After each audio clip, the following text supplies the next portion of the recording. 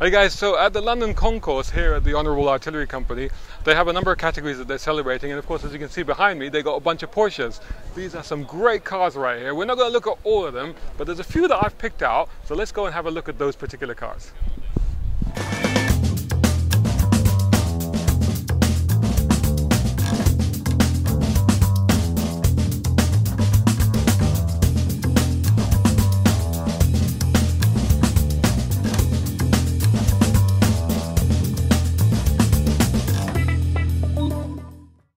So when I think of Porsches, I think of 911s like most people do.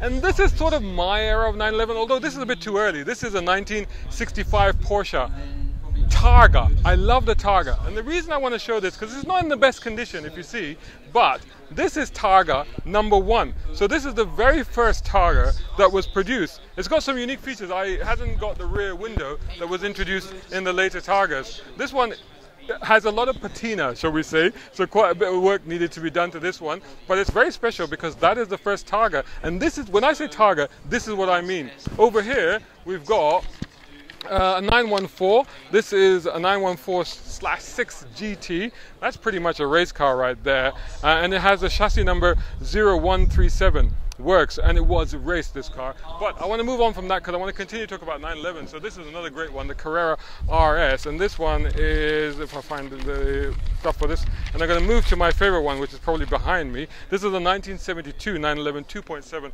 RS, very valuable, very rare. And this car here, unmolested example of the original series of 500. This is the 243rd car that was made. The file on this dates back to 1979. They got a lot of history and stuff like that. Porsche Club, all the details on there.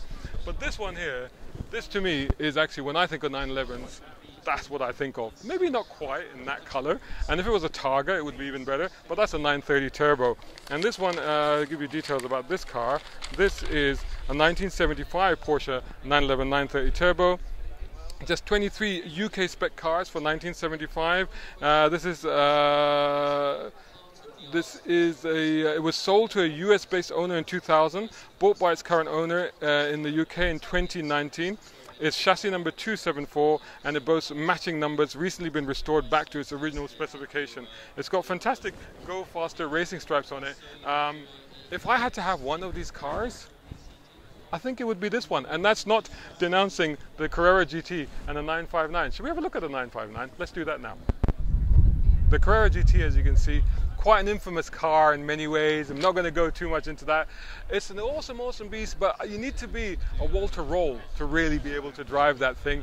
Doesn't really appeal to me. This kind of does. It's more my era. Although to me, the F40, the Ferrari F40, was the car that I lusted after. But this was its arch rival. This was its nemesis, the Porsche 959. At the time, the most technically advanced Porsche that had ever been created. And to be honest, a lot of the stuff that you saw in this then evolved into the 911, into the modern 911 as we know it today, including like all-wheel drive and stuff like that. There were rally versions of this as well. I'll tell you another car that I almost bought, I was really interested in buying, was 944, 924, and this one here is a 924. It's a 924 Carrera GT. Now the 924, this is a 1981 model. The 924 were sort of the lesser loved versions of the 944. Some people didn't regard them even as Porsches because they said, well, actually it was a Volkswagen and it had a Volkswagen engine in it and stuff like that. But that's a bit unfair because it had a Porsche badge. It is a Porsche. And I think that these, and this was a special one, the Carrera GT, which was identified by the body kit and the bonnet scoop. But these are, I think, now really starting to gain traction and gain value. And if you can find even a regular 924, I would snap it up because you can get one of those for less than $2 grand. I think they're going to go up in value quite a lot. The 924 Carrera GT is one of the most coveted examples of that breed. Just 400 examples were made in order to satisfy Group 4 racing requirements, and only 75 of these came to the UK, so this must be one of those.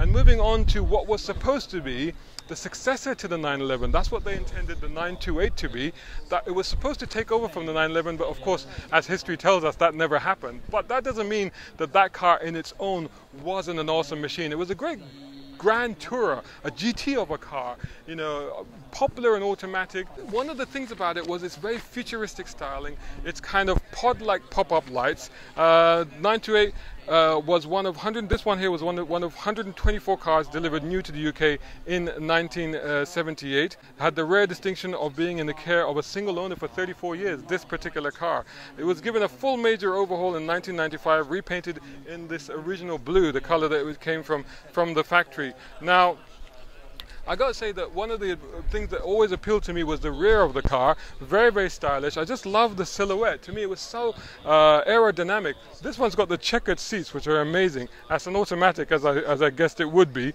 But round here at the back, I found something really interesting with this car, was that this was one of the first cars ever to feature a reformable rear end. So basically that plastic bumper, you could almost like touch that a little bit and it would kind of come back into shape. So that was like a self-repairing Porsche before anybody had thought of that. Anyway, great lineup of Porsches here at the London Concours. Come back next year. I'm sure Porsches are always going to be here. Hope you enjoyed that video. If you did, make sure you're subscribing to youtube.com/browncarguy and hit the bell icon and turn on notifications so you don't miss any of my videos. Whilst you're at it, subscribe to browncarguy.com and follow me on social media by just searching for my hashtag. That's on Instagram, Facebook, Twitter, and even on TikTok. If you love my content, then please consider sponsoring and supporting it, and you can do that over at patreon.com/browncarguy. And you know what? You can use my platforms to promote your product, service, or brand. My YouTube channel is now closing in on 3,000 subscribers as I record this. Total views are nearly 500,000, and the reach just over the last month is nearly 1 million. So join these amazing people as my patrons, including Mohammed Umaid in the UAE, Partha in India, a tech guru and social media consultant. Find him on parthans.com.